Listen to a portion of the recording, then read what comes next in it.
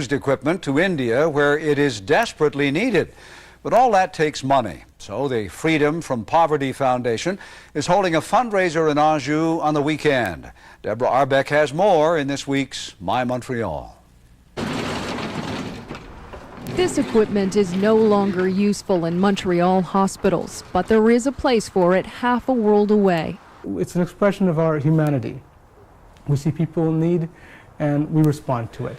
For more than a decade now, the Freedom from Poverty Foundation has been responding to a need in one of the most impoverished parts of India, Faizabad, Uttar Pradesh. The closest hospital is a 7-hour ride away via rough terrain. So if you have an acute appendix, it's going to rupture by the time you make it to the hospital. So the Montreal organization decided to bring the hospital to the patients. This, Deborah, is a 3-dimensional mammography diagnostic unit. The equipment fills the nonprofit group's mobile clinic. Roving doctors have served some 40,000 patients over the years. Last year, they built an outpatient clinic. Dr. Philip Rolla has volunteered his expertise. He says treating patients there puts our system into perspective. We sort of have the luxury to be picky about our health care.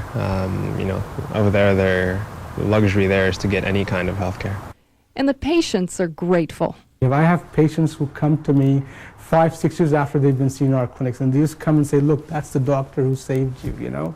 But the good work doesn't end there. The foundation plans to build a 350-bed hospital in the area by 2009. They're actually breaking ground in December.